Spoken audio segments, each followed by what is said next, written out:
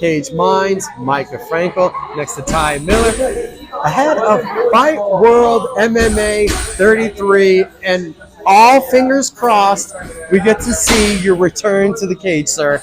Yeah, hopefully no one flicks out this time, you know?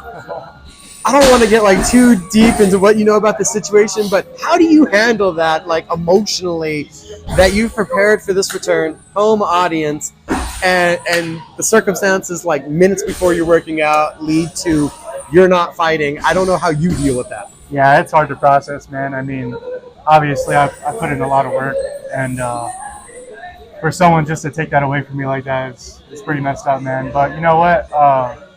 I talked with my coaches, I talked with my family, and I got over it the next day. So I was good after that, man, and I was just ready for whatever's next. With the extra time that you've had to prepare, how does the knee feel? I'm sure that was still a question that people are going to have because we haven't seen you compete MMA yet. Yeah, the knee's not an issue anymore. I mean, it's good, man. I feel like it's 100%, and it's just as strong as the other side now. You know, it's been over a year, so it should be. What do you do immediately after that night? Did you return right back here to the gym, or did you take it like, hey, I cut weight, I prepared for a fight, let me take a couple days off to reassess and then get back to work? Oh, I mean, I ate a lot of food Saturday, ate a lot of food Sunday, and got back to work on Monday. What was the thought process of looking for this fight to try to get back into the cage? For looking for this upcoming fight? Yeah, well, just after that one, what was the process like? Were you waiting? Oh, I wanted to get on the next show, the next Fight World, as soon as possible. I mean, I'd like to also fight for CFFC again or LFA again. So, yeah, I just wanted to get back in there, man. I'd been through a full camp, so I don't want that to go to waste. So, well, now it's 2 camps. So, do you feel even more developed on top of where you were a couple months ago? Yeah, for sure, man. I mean. Yeah, it was just more time to sharpen everything, work on my grappling, work on my clinch, my striking, all that. So, yeah, I feel ready, man. And now as we look ahead, recently heard there's been a change of opponent. Yeah. We're looking forward to seeing 2 of the Southwest top prospects, and now you get a little bit more veteran of opponent who's been around. So how did first that change affect your preparation? It didn't really affect my preparation at all. You know what I mean?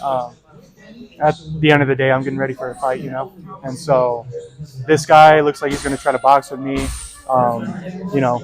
Once I catch him, he's most likely going to shoot. You know what I mean? So I just have to be ready. I have to be sharp with my defense. I have to be ready to defend takedowns. Make sure I don't run into anything. And just do what I do.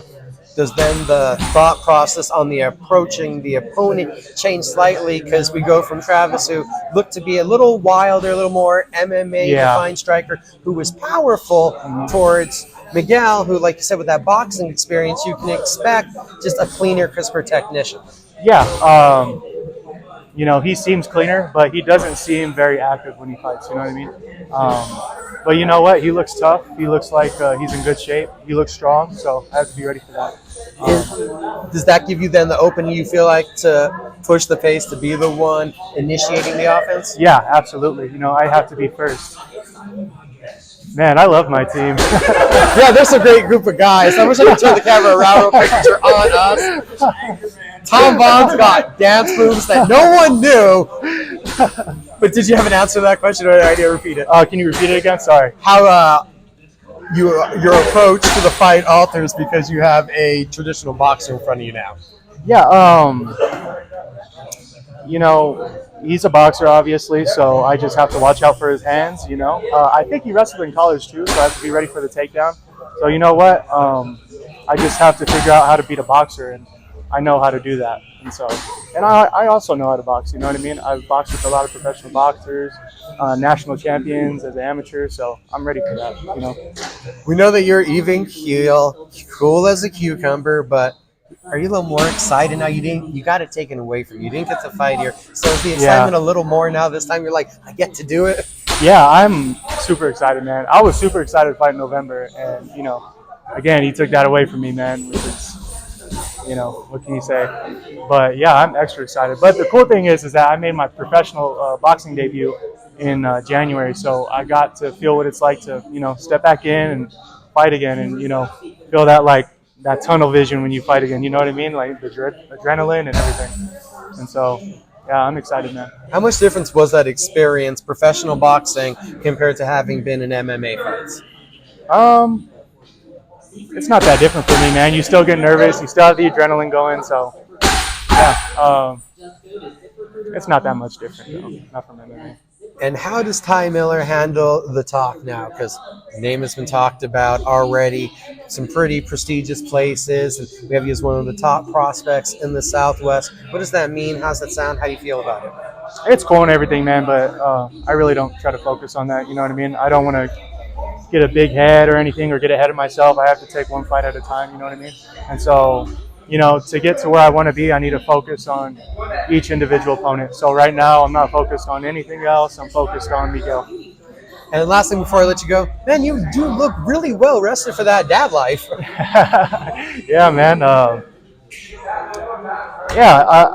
feel like my family situation right now is like really good. We have a really good dynamic going.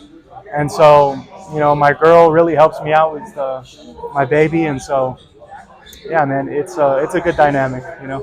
And all fighters talk about it. Does it feel like now that you have that little face that you're looking at, there's that extra motivation?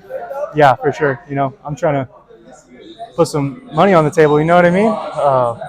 And so, yeah, it's just even more of a push than it already was. We look forward to seeing the next up here on March 30th at FightWorld MMA 33. Alrighty. Thanks, man. Appreciate it.